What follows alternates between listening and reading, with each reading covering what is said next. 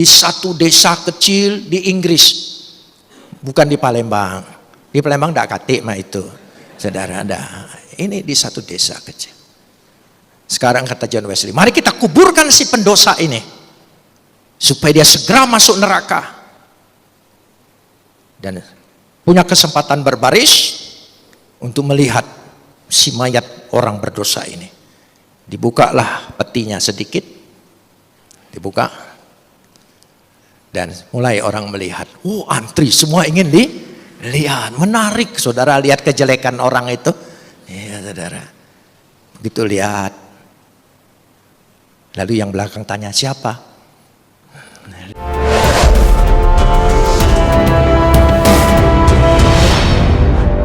Mari kita berdoa.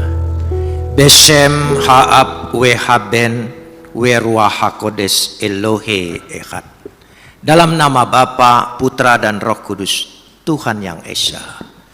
Bapa di sorga, Tuhan kami Halik langit dan bumi, Bapa kekekalan, Tuhan yang menciptakan langit, bumi, laut beserta isinya, serta tidak pernah meninggalkan perbuatan tangannya.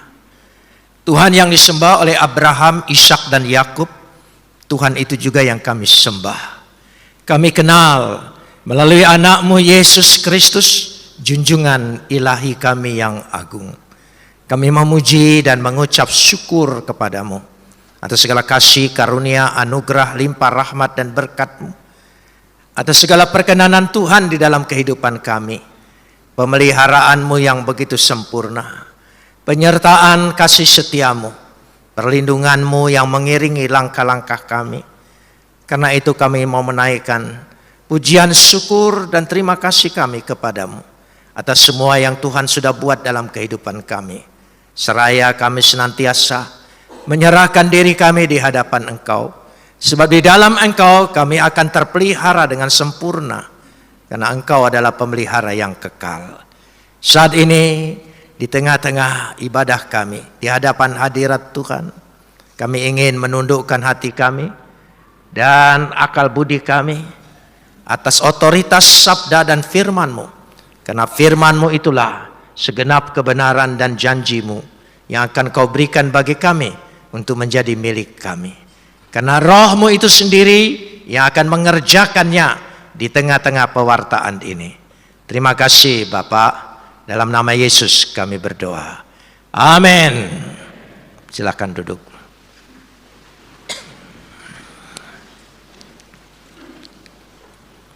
Shalom. Pagi hari ini kita akan bersama-sama membaca firman Tuhan yang terambil dari kitab Keluaran pasal 33 ayat 18 sampai ayat 23. Keluaran pasal 33 ayat 18 sampai 23. Kita akan membacanya saling sahut bersahutan. Saya akan awali ayat 18, jemaat menjawab 19, dan seterusnya saling ganti bergantian sampai tiba pada ayat 23. Tetapi jawabnya, perlihatkanlah kiranya kemuliaan-Mu kepadaku.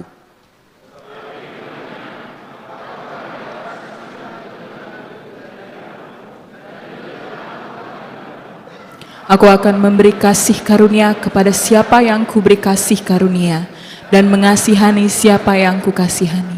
Lagi firman-Nya, engkau tidak tahan memandang wajahku, sebab tidak ada orang yang memandang aku dapat hidup.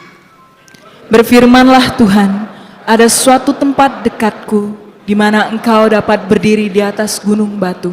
Apabila kemuliaanku lewat, maka aku akan menempatkan engkau dalam lekuk gunung itu, dan aku akan menudungi engkau dengan tanganku, sampai aku berjalan lewat. Akan melihat ke belakangku, tetapi wajahku tidak akan kelihatan. Kapot leha Adonai Elohenu kapot leha. Segala kemuliaan ya Adonai Tuhanku, kemuliaan bagimu. Saudara-saudara yang dikasihi Tuhan, ketika Musa ingin melihat wajah Tuhan, yang disebut kemuliaan Tuhan. Maka Tuhan bilang tidak bisa, karena setiap orang yang melihat wajahku akan mati.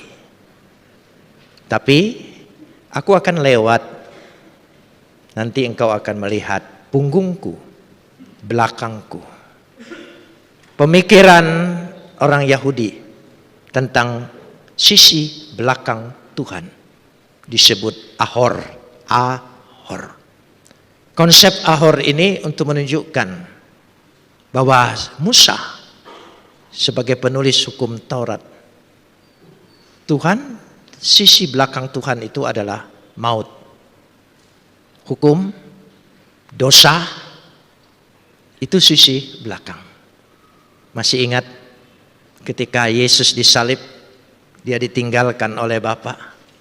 Bapa memalingkan mukanya dan meninggalkan dia.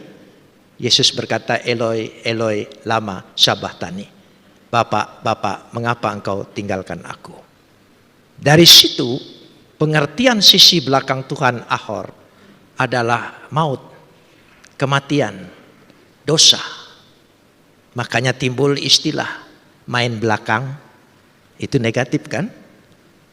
Menikam dari belakang, jalan belakang, semua kata-kata itu menjadi negatif. Itu istilah belakang. Itulah yang dilihat dari sisi hukum ini. Sama halnya dicatat di dalam Perjanjian Lama, membelakangi hukum Tuhan, membelakangi Tuhan, artinya meninggalkan Tuhan. Di dalam Yehezkel ditulis juga seperti itu, sehingga dicatat tentang belakang. Artinya kalau sebaliknya, kemuliaan Tuhan itu ada di sisi muka Tuhan, sisi depan Tuhan, hadirat Tuhan, wajah Tuhan. Itu yang dilihat. Dan Musa diberitahu, tidak seorang pun dapat melihat wajah Tuhan di depannya dan hidup. Tidak seorang pun. Musa hanya diizinkan untuk melihat sisi belakang. Hukum Taurat diadakan untuk menyatakan dosa. Begitulah dosa itu begitu besar sehingga tidak seorang manusia pun sanggup menghampiri Tuhan. Karena Tuhan Maha Kudus, Maha Suci dan tidak pernah kompromi kesuciannya dengan segala kenajisan apapun juga. Dan ini dilihat. Karenanya kalau saya perhatikan bahwa ada perbedaan sisi belakang Tuhan dan sisi depan Tuhan. Maka dikatakan dalam Yesaya 38 ayat 17 ya, kepada Hizkia. Dan Hizkia berkata, engkau telah melemparkan segala dosaku jauh di hadapanmu. Sebetulnya New King James Version menerjemahkan belakang punggung Tuhan.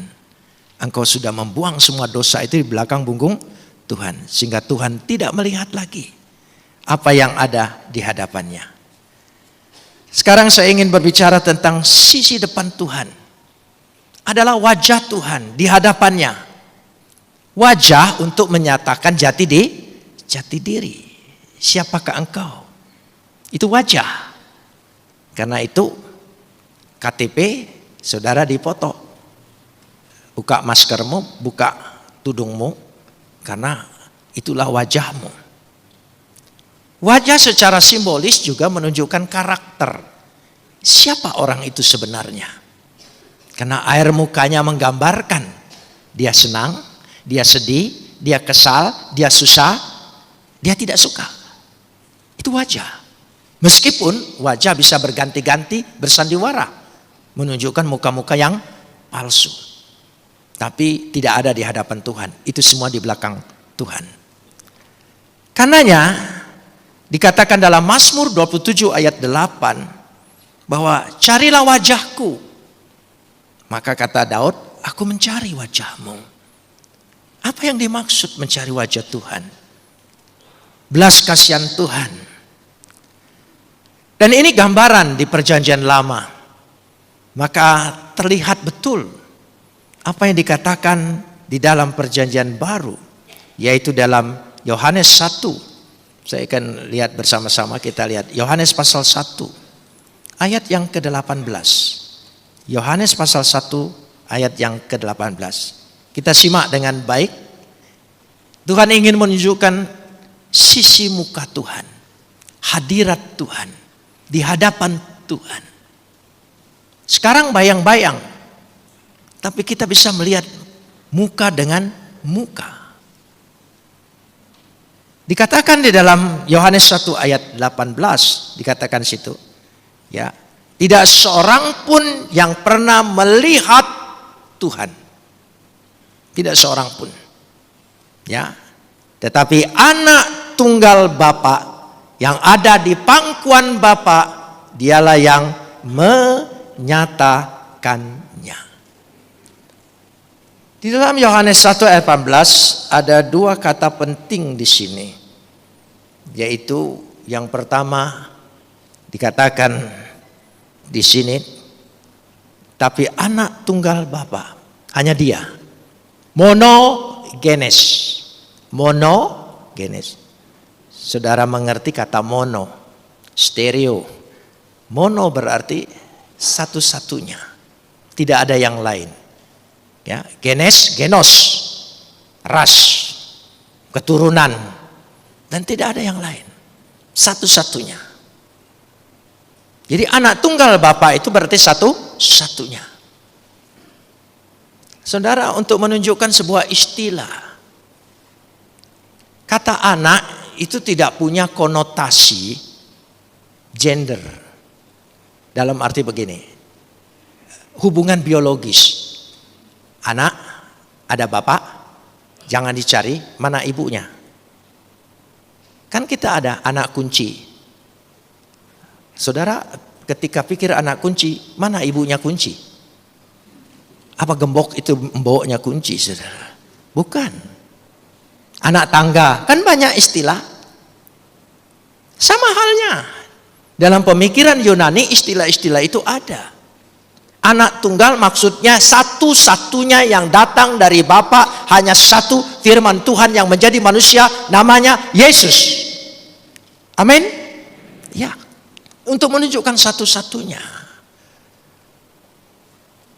Bapak juga bukan gender bahwa oh laki-laki. Lalu kita berdoa sekali, sekarang ini jangan kita sebut bapak tapi ibu, itu konyol. Bapak untuk menunjukkan keberasalan segala sesuatu, kebergantungan segala sesuatu, itu Bapak. Itu bukan karena pengaruh patriarkat, bukan. Patriarkat itu kemudian. Jangan salah, jangan dibalik dalam historis. Patriarkat orang Yahudi meniru kemudian. Di situ letaknya. Kata monogenes tadi untuk menunjukkan satu-satunya. Kembali lagi, Yohanes 1 ayat 17.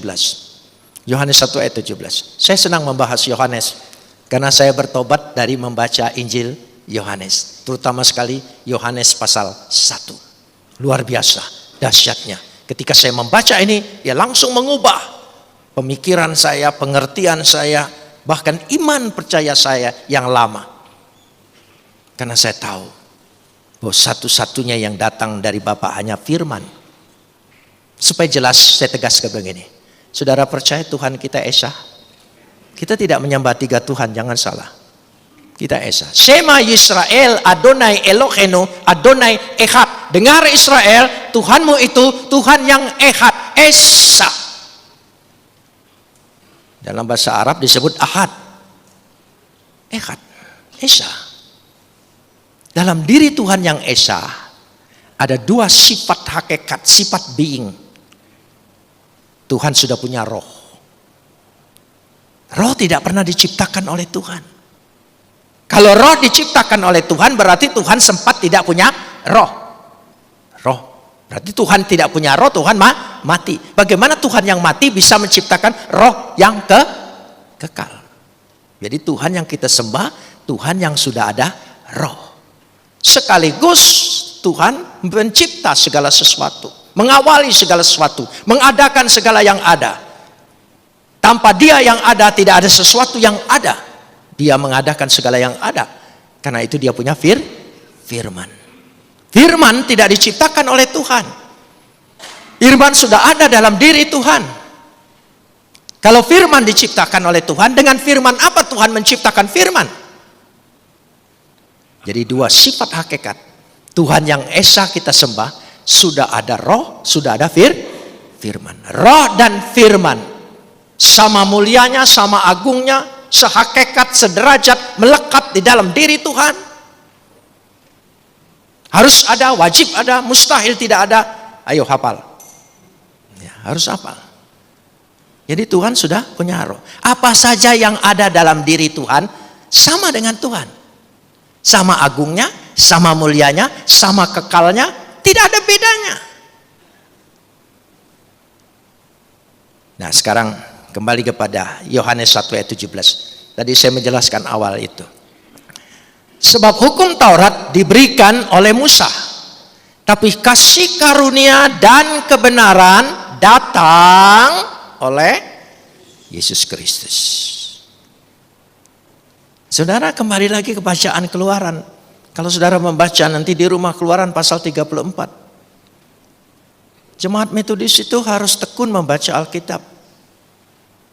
John Wesley ketika memimpin pertama Methodist Society yang beranggota 800 orang, 400 dipecat oleh John Wesley. Bayangin aja. 800 yang dipecat 400. Karena John Wesley tidak pernah mengkhawatirkan seandainya Metodis itu tidak ada. Yang dikhawatirkan Metodis ada, tetapi semua mati. Tolong dipikirkan ini. Metodis tetap ada, tapi jangan-jangan jemaatnya mati semua. Hai orang-orang mati yang sedang berkumpul di sini,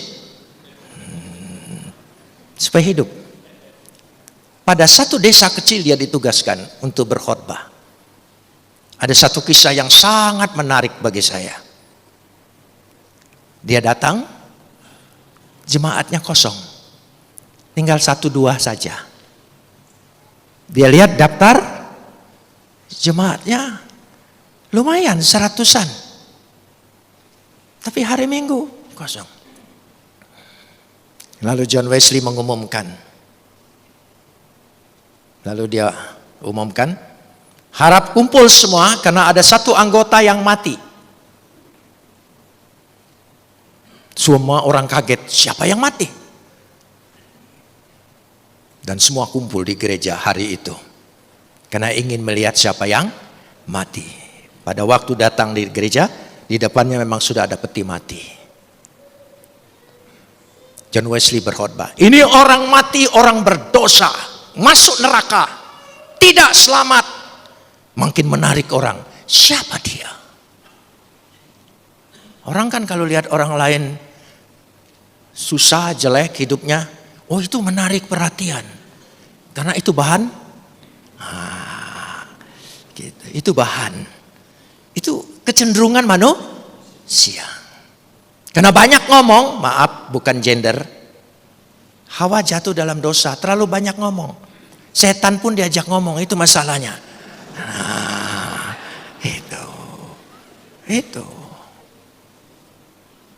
Jadi saya bukan menyindir wanita. Wanita itu permulaan dari dosa. Tapi satu hal, bapak-bapak jangan senang dulu. Jangan coba-coba bohongin wanita.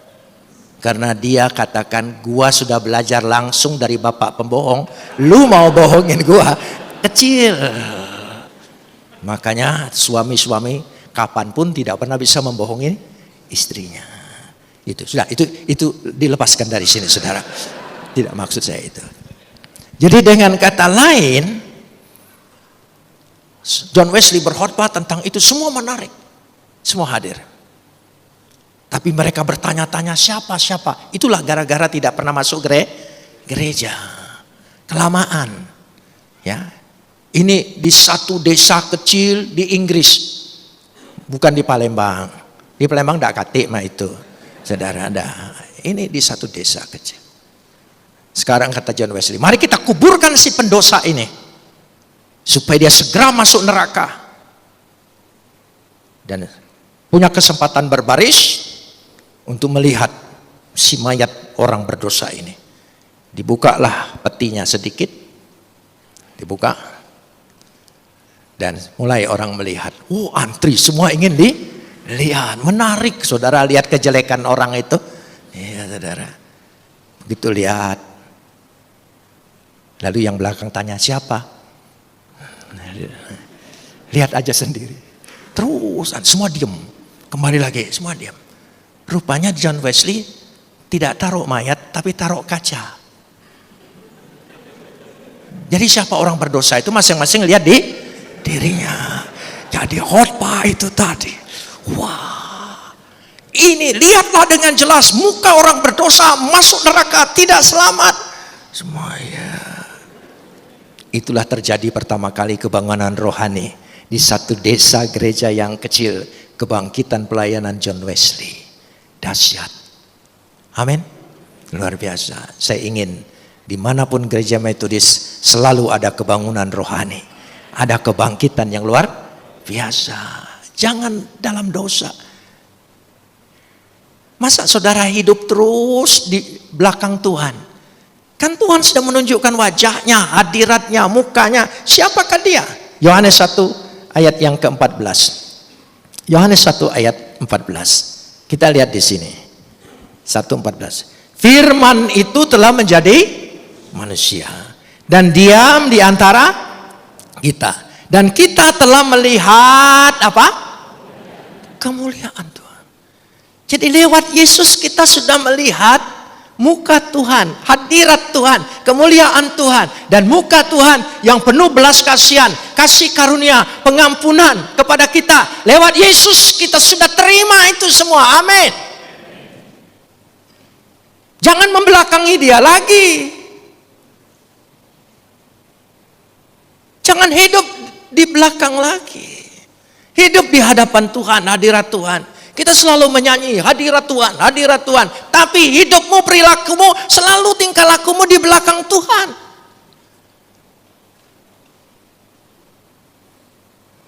Karena itu kita telah melihat kemuliaannya. Kemuliaan yang bagaimana? Kemuliaannya, ya, yaitu kemuliaan yang diberikan kepadanya. Nah, jadi wajah Tuhan, hadirat Tuhan, kemuliaan Tuhan ada dalam pribadi Yesus. Sebagai anak tunggal Bapa, penuh dengan apa? Kasih dan kebenaran. Tidak seorang pun sampai kepada Bapa kecuali anak yang menyatakannya. ECG 1. Dialah pernyataan Tuhan.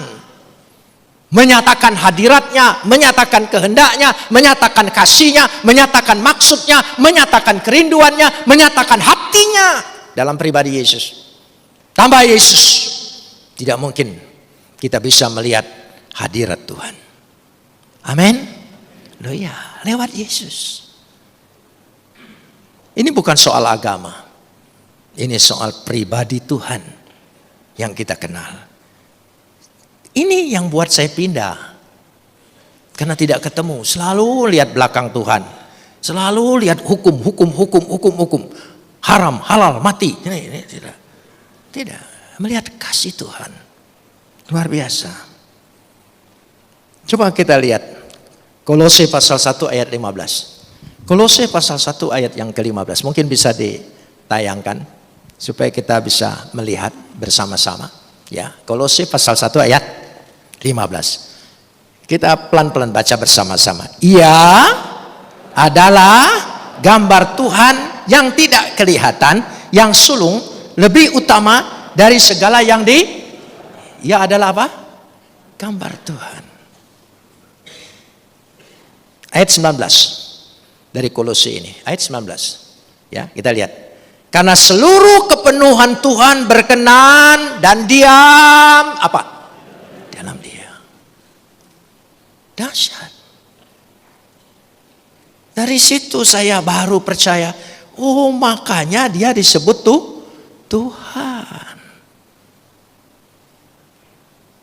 Dia punya gelar junjungan ilahi yang sehakikat dengan ilahi. Ibrani pasal 1 ayat 3 lebih tegas lagi. Coba Ibrani pasal 1 ayat yang ketiga, coba ditayangkan. Kita lihat bersama-sama. Ibrani pasal 1 ayat yang ketiga. Kita lihat firman Tuhan. Ya, sudah? Kita lihat di situ bersama-sama. Coba 1, 2, 3. Cahaya kemuliaan Tuhan dan gambar wujud Tuhan. Dan menopang segala yang adanya. Firman-Nya penuh dengan kekuasaan lewat Yesus. Karena itu ketika kita pulang ada berkat Tuhan yang akan pasti. Nanti saudara dengar, ya, Tuhan menghadapkan wajahnya kepadamu dan memberi engkau damai sejahtera. Lewat Yesus Tuhan menghadapkan wajahnya. Berarti kita selesai ibadah, bukan hanya dalam gereja, hidup dalam hadapan Tuhan, wajah Tuhan, hadirat Tuhan. Katakan amin. Biarlah itu menjadi meterai dalam hidup kita. Amin. Tadi saya katakan, Ahor, sisi belakang Tuhan itu adalah kematian, maut. Pada waktu Yesus menanggung dosa, mati, Bapa memalingkan mukanya. Tapi lewat Yesus yang sudah mengalami itu, Bapa kita tidak pernah lagi memalingkan mukanya dalam hidup kita. Katakan amin. Ya, asal kita hidup dalam pertobatan. Hidup dalam pertobatan. Dia memalingkan di hadapan wajahnya. Jadi ketika saudara menerima berkat ini di hadapan wajahnya, tapi tidak mau meninggalkan dosa, bilang dengan Tuhan, Tuhan aku belum sanggup, aku mau di belakangmu aja. Hati-hati, saudara duduk di belakang nanti yang depan buang angin.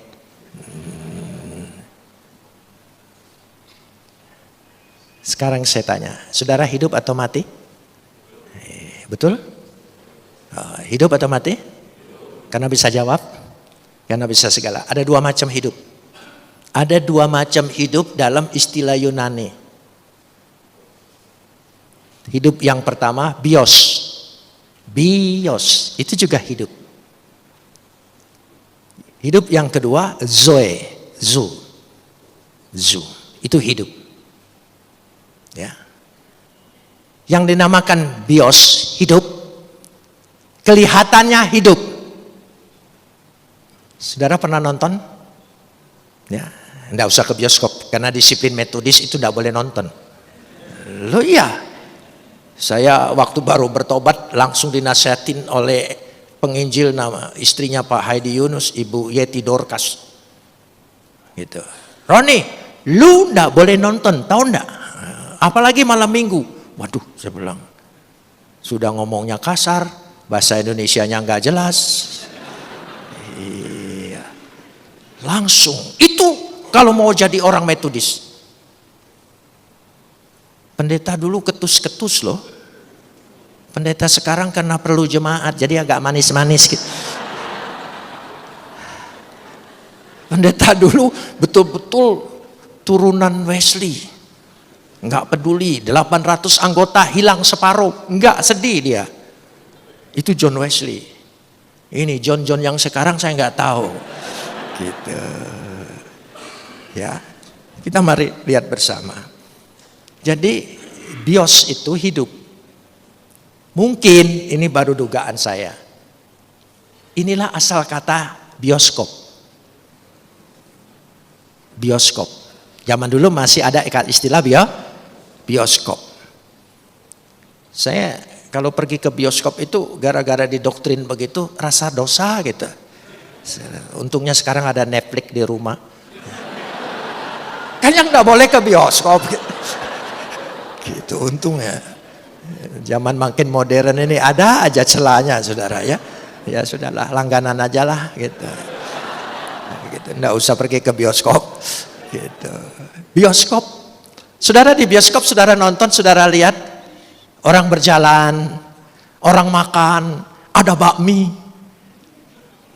Gara-gara DS bicara bakmi ini, saudara, saya terinspirasi terus. Makanya tolonglah nanti jangan lupa sebelum balik mie celor dulu lah. Tapi mie celor yang di 26 elir, yang lemak, bukan mie celor yang lain-lain gitu ya. Tahu aku tempat lemak tuh tahu. Gitu. Jadi kita lihat, bisa kita minta, bisa kita makan, nggak bisa. Hanya film, namanya bios. Jadi kelihatannya hidup, sesungguhnya nah, saudara hidup yang mana coba? Kalau Zoe itu hidup yang kekal. Hidup yang sesungguhnya. Jadi orang yang belum terima Yesus sebagai Tuhan dan Juru Selamat, kelihatannya hidup, tapi hidup bios. Tapi kita yang percaya, yang sungguh-sungguh hidup di hadiratnya adalah hidup kekal. Namanya apa? Coba ucapkan bios. Ya, jadi pulang dari sini ditanya apa? Tadi khotbahnya apa? Pokoknya bagian bios dan Kita saudara. Apa itu? Salah kau dewek dah datang. Kita. Makanya jangan kesenangan live streaming melulu. Kenapa? Itu kan sama dengan bios. Jadi ibadah bios. Nggak menikmati persekutuan hangatnya hadirat Tuhan. Saudara lihat di TV bakaran api yang besar sekali. Panas enggak? Enggak. Coba dekat situ. Nah, itu beda. Ada kehangatan. Saya 6 bulan yang lalu ulang tahun. 76, sekarang masuk ke 77. Ya. Ulang tahun. Teman-teman di sosmed, di Facebook, di Instagram, kasih ucapan selamat sambil kirim kue.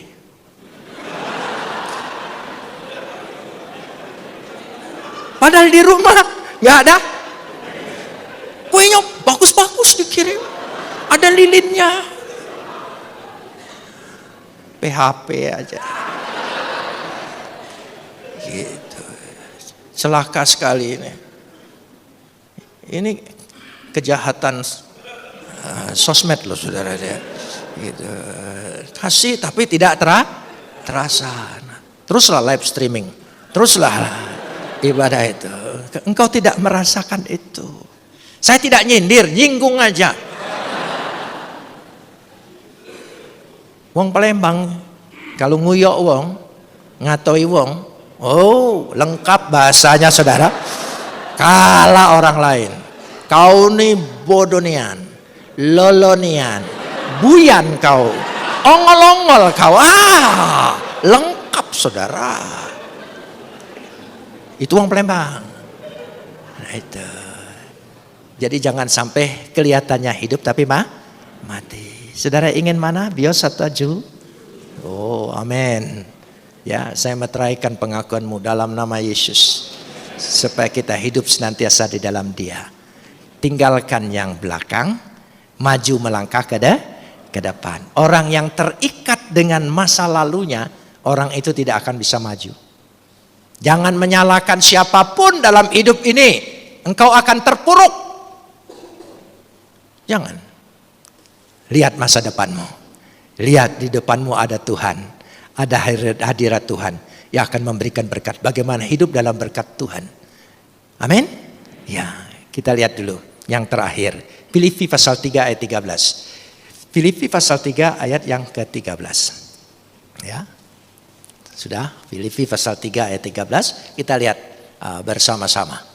Ya, pasal 3 ayat 13. Kita baca sedikit bersama-sama.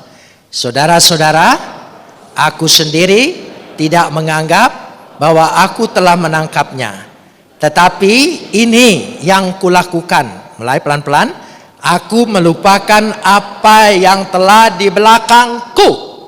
Dan mengarahkan diri kepada. Amin. Ya. Masa lalu kita masa suram, masa gelap, masa dosa. Jangan ditoleh lagi. Ya, kalau noleh-noleh nanti jadi istri Lot, saudara. Ya, jadi darah tinggi. Itu noleh-noleh masa lalu, sakit masa lalu kan darah tinggi. Bukan tiang garam, darah tinggi. Kan kebanyakan garam maksudnya. Nah gitu. Lebih baik melihat ke depan. Amin. Di depan kita ada yang dijanjikan Tuhan. Ada pembaharuan hidup. Amin. Ada berkat Tuhan. Saudara percaya diberkati oleh Tuhan? Ya, nanti sore saya mau bicara tentang hidup diberkati oleh Tuhan. Ya, karena kita sudah menuju hadapan Tuhan. Mari kita berdoa. Sebelumnya kita mau menaikkan pujian karena Tuhan yang kita sembah. Bapa yang baik, memandang wajah-Mu, rasakan kasih-Mu, tinggal dekat.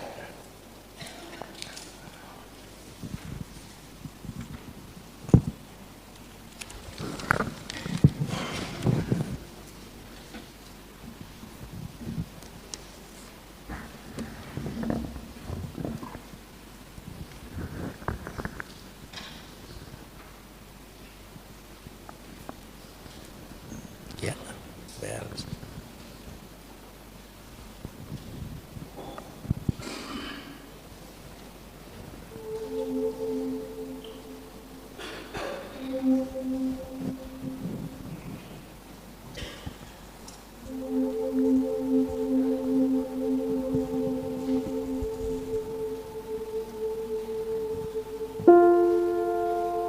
Dimulai aja oleh WL.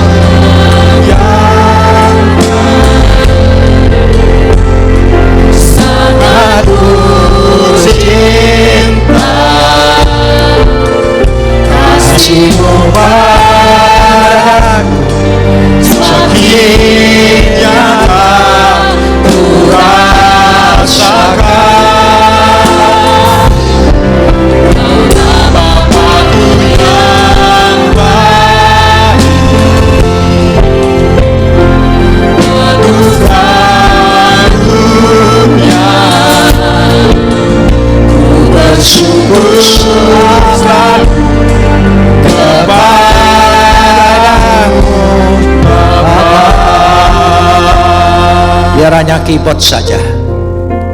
Dalam sikap saat teduh, beri kesempatan Roh Kudus memeteraikan sabda ini dalam hidupmu.